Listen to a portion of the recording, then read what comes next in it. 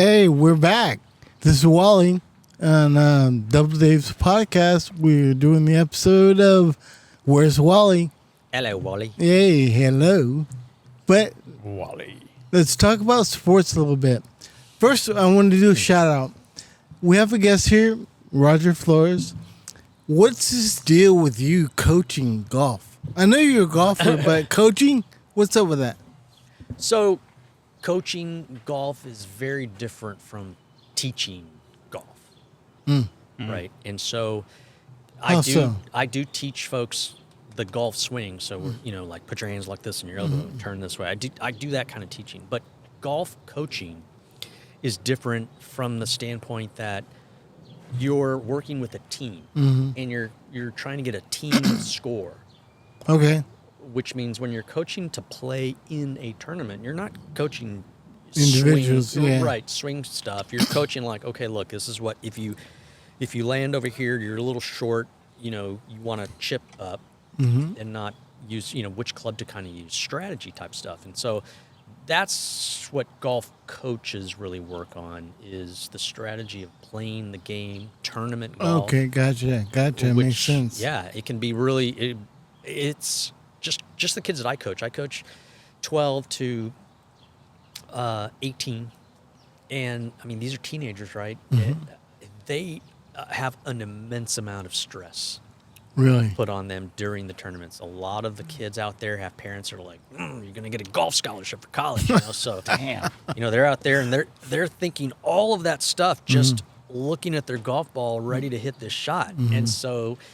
It at times has probably taken a little fun out of the game in terms of what they're doing, but it's really cool to see the kids learn to deal with this kind of pressure and stress, and kind of give them strategy to get what they want done. It's amazing. I love coaching it. So are you a take all comers in terms of who you're going to coach, or is it a select group?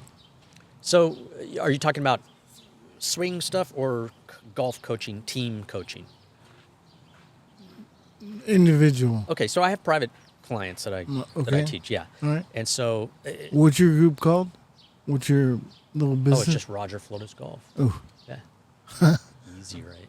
Hey, people, Roger Flores Golf. Yeah. Check him out. Hey, Roger. So, Yeah. is this something that you've always done? You've always played, and you just decided to do this, or like how did it all come about? It really all fell in my lap. It was like divine intervention. I don't know. I know Roger's a good golfer. Roger's, my son, is a fantastic He's a great golfer. Yeah. And he always was. He played, high school and through college, and now he's, playing golf a lot still. But he was the one that kind of got it moving for me. When he started, I could see he had some talent. He was really good. And so from that point on, I got even more interested in golf. My dad used to take me to the driving range when I was like 3. So I'd been playing for a long time. Yeah. And then when my son started playing, it just, kind of Sparked it. revved it even more. And so from that point on, I got some swing coach. He was out driving me when he was 10. So, I got him his own private coaches and stuff like that. And so as I started to move through all that, I started to kind of coach the younger kids, his age group and up. And so, as well as being on the course so much from coaching and teaching that I played myself. And so, what happened was, we had been in the restaurant business for quite some time. We had La Paloma on the Riverwalk and another restaurant called Meatla next to the St. Anthony Hotel where my dad used to hang out. People used to come see him over there, You didn't you have that one outside of 1604? No. Just the one on the Riverwalk and the one downtown. And then we had most of our restaurants were downtown. Yeah, okay. But so we had been in the restaurant business all our lives, and that was my business. And so my father passed away 2004. Yeah. And he was the one that was really like passionate about it, the restaurant business. He loved it.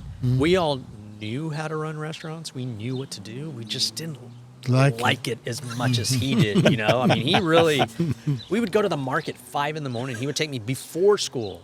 Dang. When the trucks were just rolling in. Yeah. Yeah. He'd pick all the vegetables and all that stuff. And so I kind of grew up that way. When he died, we all kind of started to move away from it, and we ended up leasing our property. And so the first time we leased it was at the like right before COVID happened.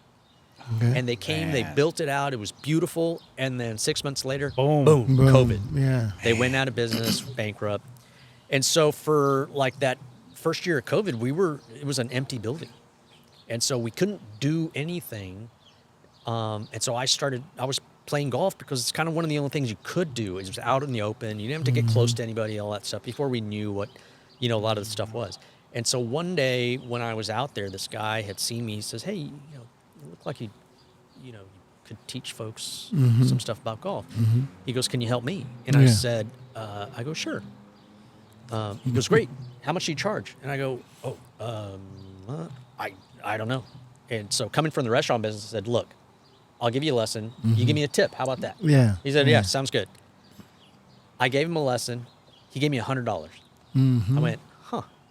And he goes, "I'm going to have my 2 friends call you. And, they can arrange that." So That's part they of the both gave me business. $100 too. That'll work. Yeah. And so from there, I was like, wait a minute.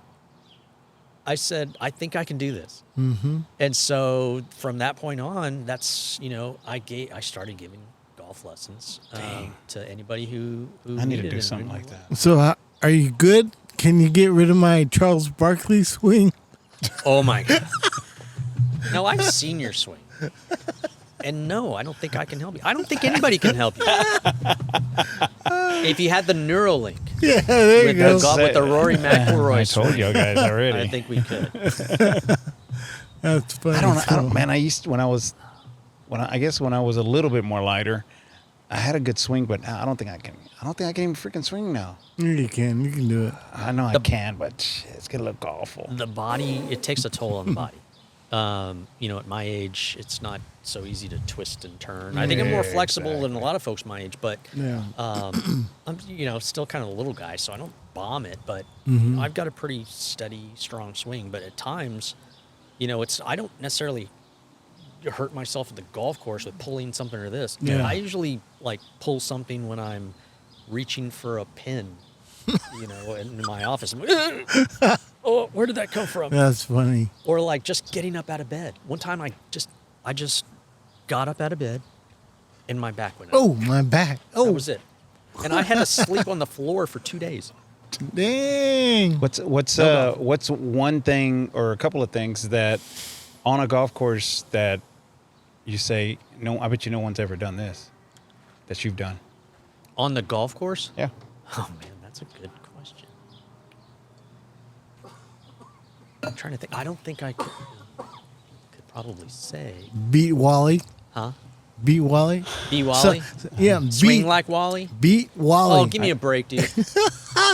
I can tell you a couple of things I've done. All right, yeah. So I've killed a that's squirrel starting- at Willow okay. Springs With a golf ball? with a golf ball. Man. I have not done that, but a friend of mine did it. And I did it with an actual wood club, like an actual wood. Yeah. I have one. Wait a minute, you threw the an club at number it? 3. No. I can't remember the hole, but it was a tree. It was probably maybe, I don't know, 50, 60 yards.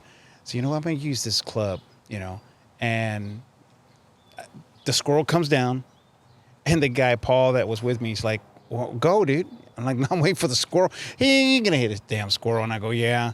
Squirrel goes back up, boom, and I lined it up, and I hit it, boom, and it's just screaming, man, like 6 inches off the ground. Shh. Damn squirrel comes down, and he goes, beep, and you just hear, I did something like and that. the guy, Paul, started laughing so hard. I mean, he's falling off the cart. He's laughing at me and stuff. Oh, my God, he said.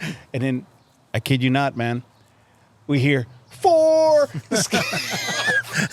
Somebody from another Hit it into you guys? hit it, and hit the in between where the golf cart is. Yeah. Boom.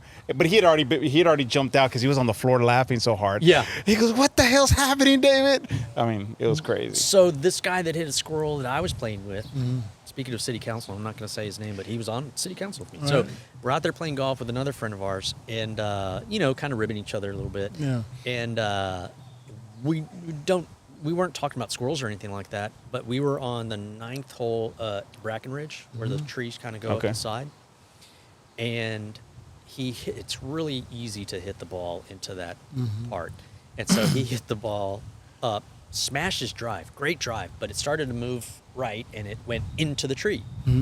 We didn't hear anything. And he said, "Did you see it land?" And like something fell straight down onto the ground, and that was it. And I was like, "I think your ball either fell, or maybe it was a branch." And he goes, "Oh, okay, so it's probably still in." I go, "Yeah, I think so." We rolled up, and it was a squirrel that he hit in the tree and knocked him out cold or something, and he fell straight down. Yeah. He said, "If any of you guys say anything about this, I'm gonna kick your ass." Dang, man. Something like that happened to me, almost just like it. At Riverside, on the first hole, there's a tree right in the center, right there. And I tee up, I drive it, and it goes into the trees, and a bird falls because I hit the bird in the tree. Have you ever been there, Riverside? Yeah. Yeah, with that tree that's right there in the first hole. There's a tree right there. Yeah, it's really hard to hit that tree. I know. Yeah, but you achieved. You hit it. I hit it. Only Wally would hit it. Wally The other thing, the only other one is actually I had two. So I've had a hole in one already, Yep. and I've also never had a hit, hole. I hit a bird A bird too? Gee, wow. with a wedge. Bed just can't. One of those black and you hit him grackles straight? came down. No, he came coming down, and then I'm Why'd on you the hit other side. Why And I hit did the you wedge. hit the blackbird? What the hell's that, man? There weren't any whiteboards around.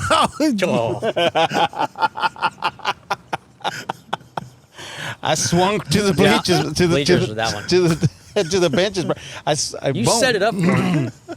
I hit him, man. Boom, and here comes the bird, and I hit him. I mean, he didn't do anything to him, but some feathers flew off of him or whatever. Yeah. But no. So Last thing about sports. What do y'all think about the draft? Which draft? What do you- Football. Oh my NFL God. draft. NFL draft, dude. I thought you were talking about yeah, Shadur PGA got Tour draft. Oh no. Shadur. NFL So the thing that I did notice was Shakur not getting. yes, yeah. in the what, first round. What do you think about that, Dad? I think the Cowboys got an offensive tackle, which we need. With Zach Martin gone, he's I don't know how many years he was, 13 years I think. Oh shit! They need a new quarterback. Man, We need a new quarterback, you need man. a new owner. Man, we need I agree. I agree with that. Yeah, I do tell agree. you We what, need a new owner. Sorry, do- Cowboys. Yeah, Cowboys. I'm just waiting. I mean, we got to give this new guy, Schottenheimer, right? Is that Schottenheimer? Yeah, we got to give give him a shot. After 6 games, man, he better not be 1-5. Right. Yeah. There's a 90% certainty that's what it's gonna be. This guy, man, I cannot believe he went. I mean, do you go get Dion? Do No. you throw all kind of mess money at him and say, "Come on, man, you got to come to Dallas"? No. Can you imagine him being a coach for Dallas while his kids are playing with 2 different teams?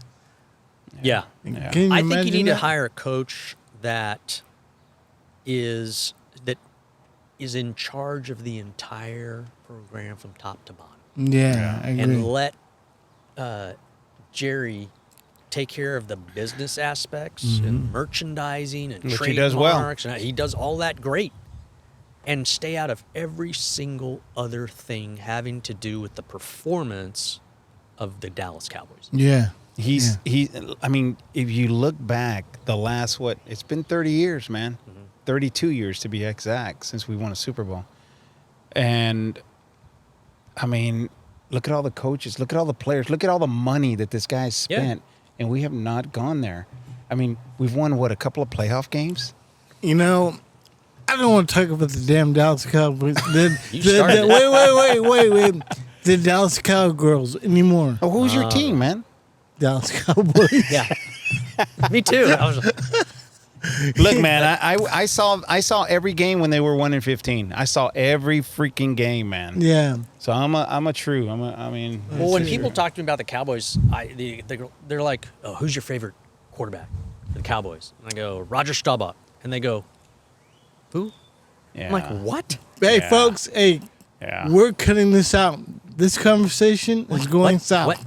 What? Oh. You're gonna edit it, Yeah. man. So Why? anyway, It's guys, the best thanks for the first episode of Where's Wally on the Double Dave's podcast. Bada boom. Thanks, guys. All right. Good. Beautiful.